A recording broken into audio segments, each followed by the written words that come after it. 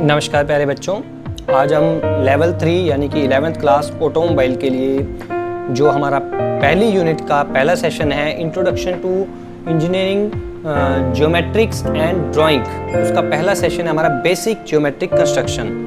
जो हमारी बेसिक ज्यामितीय रचनाएं हैं, जो हम ज्योमेट्री में रचनाएं करते हैं, ड्राइंग है, ये आपकी इंजीनियरिंग फील्ड में भी काम आती है और आपके ऑटोमोबाइल के लेवल 3 के सिलेबस में भी है। तो चलिए इसके बेसिक्स को शुरू करते हैं। पहले सेशन में हमारा पहला क्वेश्चन है, किसी भी ड्राइंग को बनाने के लिए जियोमेट्रिकल कंस्ट्रक्शन यानी कि ज्यामितीय रचनाएं क्यों जरूरी हैं। तो कोई भी ड्राइंग किसी न किसी शेप में मिलकर या उसकी सहायता से बनती है। चाहे आपने ट्रायंगल बनानी है, चाहे आपने मान लीजिए त्रिभुज की जगह आयत बनाना है, वर्ग बनाना है, कुछ भी बनाना है, तो उसके लिए आपको एक्यूरेसी चाहिए। क्योंकि यदि आपने यहाँ पर राइट एंगल ट्रायंगल बनानी है, समकोण त्रिभुज बनानी है, तो यहाँ पे आपको 90 डिग्री का कोण बनाना ज़रूरी है। तो उसके लिए नियम ज़रूरी हैं जिसके लिए ज्योमेट्री के तरीके से रचना की जा सके।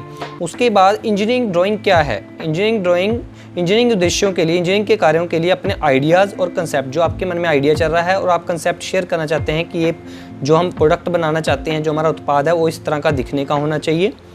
तो उसको बताने के लिए ग्राफिकल लैंग्वेज है, एक पिक्टोरियल व्यू है जिसमें चित्र के रूप में हम निरूपित कर सकते हैं। अगला है ज्योमेट्रिकल कंस्ट्रक्शन के लिए प्रयोग होने वाले कोई 12 इंस्ट्रूमेंट या इक्विपमेंट की लिस्ट बनाओ। तो हम यहाँ पर 12 इंपॉर्टेंट करते हैं, वैसे इसके अलावा भी कुछ हो सकते हैं। तो हमारी नीड के अकॉर्डिंग हमारे 12 जो हैं हमारे टूल्स इक्विपमेंट, तो उसमें कवर हो जाएगा। सबसे पहले ड्राइंग बोर्ड बेटा आपने देखा होगा, इस टाइप का एक लकड़ी का एक बोर्ड होता है जिस पर आपने साइंस के भी प्रैक्टिकल किए होंगे। उस पर हम ड्राइंग पिन से शीट लगाते हैं, नरम लकड़ी का होता है वो बिल्कुल। और स्टैंड भी लगा सकते हैं यदि हमने उसको कुछ हाइट पर रखना है, नहीं तो हम उसको टेबल पर भी रख सकते हैं। और टी स्क्वायर इस तरह की शेप का होता है बेटे, और आप चित्र भी देख सकते हैं साथ में उसका। उसके बाद है आपका मिनी ड्राफ्टर भी आप चित्र में देख पा रहे होंगे। उसके बाद है सेट स्क्वायर भी आप चित्र में देख पा रहे होंगे। प्रोटेक्टर जिसको आप डी की फॉर्म में बोलते हैं, वो भी देख पा रहे होंगे आप चित्र में। इंस्ट्रूमेंट बॉक्स जिसको हम ज्योमेट्री बॉक्स बोलते हैं, वो भी आप देख पा रहे होंगे। उसके बाद है हमारा पेंसिल। ब्लेड क्या है, हम मान लीजिए किसी को कट करने के लिए यूज होते हैं ब्लेड। पॉकेट नाइफ एक पॉकेट का कटर होता है। ड्राइंग पिन्स हम उस पर ड्राइंग बोर्ड पर लगाते हैं जिससे हमारी जो ड्राइंग शीट है वो सटी रहे। स्केल्स लगा सकते हैं हम, इंजीनियरिंग के स्केल्स होते हैं जैसे हम मापना चाहते हैं कोई भी मापन कार्य के लिए। डस्टिंग ब्रश यानी कि हमारी शीट डर्टी ना हो, उसको डस्ट करने के लिए, साफ करने के लिए डस्टिंग। फ्रेंच कर्व्स और इरेगुलर कर्व्स, ये कुछ डिज़ाइंस होते हैं यदि हम कोई डिज़ाइनिंग पार्ट करना चाहते हैं बॉर्डर के ऊपर, तो यह भी चित्र में आप देख पा रहे होंगे। ट्रेसिंग पेपर कुछ ऐसी ड्राइंग है जिसको हम आप फ्री हैंड स्केच से नहीं बना सकते, वैसे का वैसा यदि निरूपण करना चाहते हैं तो हम ट्रेसिंग पेपर का यूज़ करते हैं। आइए हम कुछ शेप के बेसिक समझते हैं। यहाँ पर हमारा ट्रायंगल से स्टार्ट हो रहा है। ऐसी शेप जो 3 साइड से घिरी हो उसे हम ट्रायंगल कहते हैं। ये भी कह सकते हैं इसके 3 कोण भी होते हैं। तो इसकी मैंने कुछ शेप्स आपके लिए ड्रॉ की हैं जिससे आप आसानी से समझ सकते हो। सबसे पहली है हमारी 4 तरह की, हमने यहाँ पर त्रिभुज कवर की हैं, ट्रायंगल कवर किए हैं। सबसे पहली है हमारी समबाहु त्रिभुज, अच्छे से समझ आएगा आपको। इक्विलेटरल ट्रायंगल कहते हैं इसको, इक्विलेटरल ट्रायंगल मतलब त्रिभुज। इसके 3 कोण होते हैं, तीनों के तीनों कोण समान, और ऐसे एक कट लगाया हुआ मैंने, इसका मतलब क्या है कि तीनों की तीनों भुजाएं बराबर हैं। उसके बाद है हमारी समद्विबाहु त्रिभुज, इसको हम कह सकते हैं आइसोसेलेस ट्रायंगल, यानी कि इसकी कोई 2 भुजाएं समान होती हैं और एक असमान होती है। तो इसके क्या है कि हमारे जो कोण हैं तो उनमें भी 2 कोण समान होंगे, इसके द्वारा बनाए हुए ये कोण समान होंगे और ये कोण डिफरेंट होगा। इसके बाद है हमारा स्केलिन ट्रायंगल में क्या होता है, इसको बोलते हैं विषम बाहु त्रिभुज। इस त्रिभुज में तीनों की तीनों भुजाएं, जैसे मान लीजिए फॉर एग्जांपल मैंने शो करने के लिए एक को एक सिंगल कट दिया, एक को डबल, एक को ट्रिपल कट दिया है, तो यानी कि ये तीनों ट्रायंगल्स हैं जो हमारी अलग अलग शेप में रहेंगी। इसके बाद एक हमारी चौथे प्रकार की 4th टाइप की हमारी ट्रायंगल होती है, उसमें एक कोण समकोण होता है, इसको हम समकोण त्रिभुज भी कहते हैं और इंग्लिश में हम राइट एंगल ट्रायंगल के नाम से जानते हैं। ये आपकी 4 तरह की त्रिभुज होगी, समबाहु, समद्विबाहु, विषमबाहु और समकोण। उसके बाद हम चतुर्भुज की बात करते हैं, इसको हम इंग्लिश में बोलते हैं क्वाड्रिलेटरल। तो सबसे पहला प्रकार है इसका वर्ग, 4 भुजाओं से घिरी हुई आकृति, उसे हम चतुर्भुज कहेंगे। और 4 भुजाओं की सबसे पहली आकृति आती है हमारी वर्ग, जिसकी चारों भुजाएं समान होती हैं और चारों कोण भी 90 डिग्री के होते हैं। इसके बाद आता है हमारा आयत, इसके चारों कोण तो 90 डिग्री के होंगे लेकिन आमने सामने की भुजाएं समान होंगी। एक ये है पैरेललोग्राम, समांतर चतुर्भुज।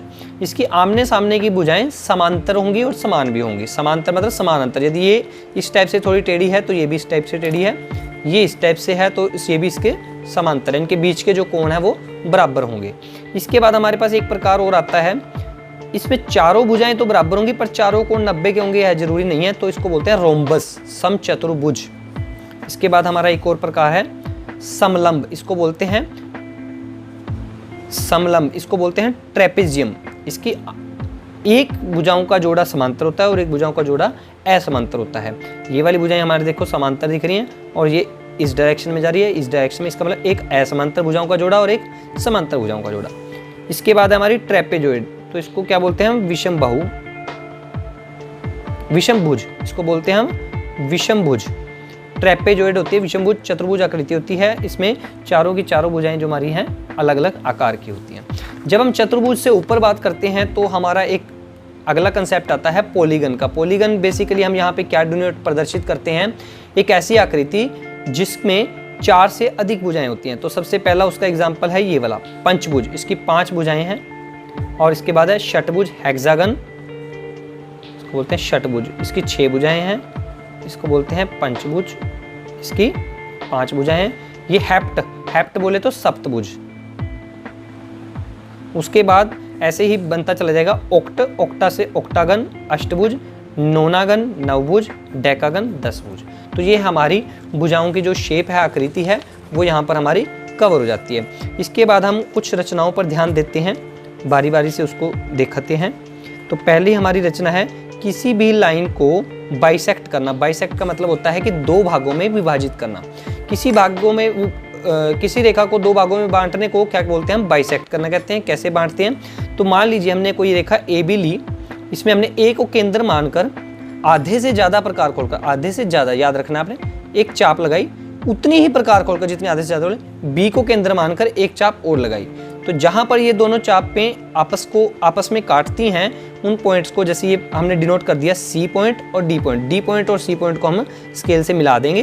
तो जो ये बिंदु होगा हमारा, एम बिंदु लगा लीजिए चाहे, तो ये वाली जो लाइन है सी डी को मिलाने वाली और ये बिंदु है, ये ए बी रेखा को 2 भागों में विभाजित करती है। उसके बाद किसी कोण को यदि हम 2 भागों में बांटना चाहें तो वो भी बांट सकते हैं। सबसे पहले हमने क्या करना है, कोई भी न्यून कोण बनाना है। न्यून कोण हम किसको बोलते हैं, पहले तो आपको पता हो, 90 डिग्री से कम किसी भी कोण को हम न्यून कोण बोलते हैं।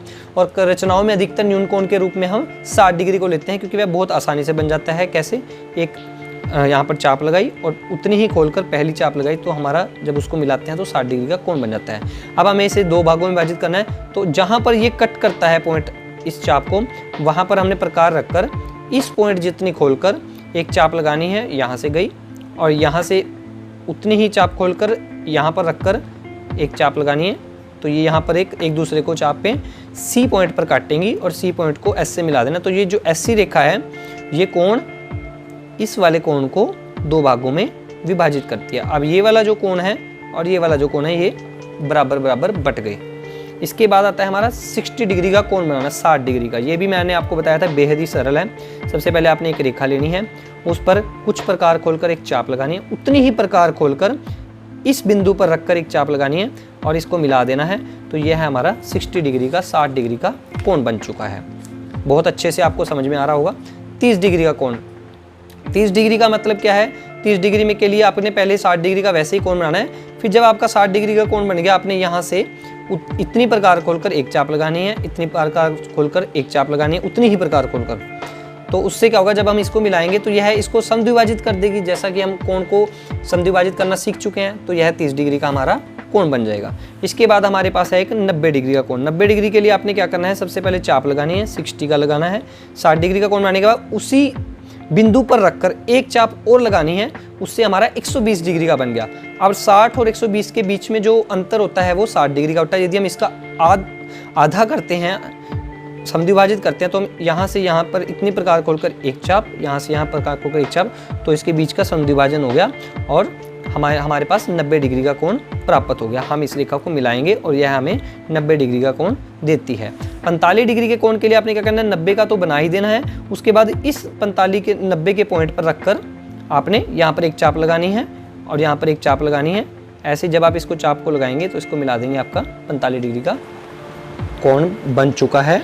आशा है आपको यहाँ तक की रचनाएं और बेसिक ऑफ ज्योमेट्री और हमारे जो ज्योमेट्रिकल इंस्ट्रूमेंट हैं, औजार हैं, ज्योमेट्रिकल ड्राइंग क्या होती है, क्यों जरूरी है, यहाँ तक का समझ आ चुका होगा। और इस सेशन की कुछ रचनाएं अभी पेंडिंग हैं, उसको हम इस वीडियो के भाग 2 में कवर करेंगे। और उम्मीद करते हैं आपको यह भाग 1 अच्छे से समझ आ चुका होगा। फिर भी आपका यदि कोई कन्फ्यूज़न रहता है तो आप हमें कमेंट कर सकते हैं। धन्यवाद। जय हिंद, जय भारत।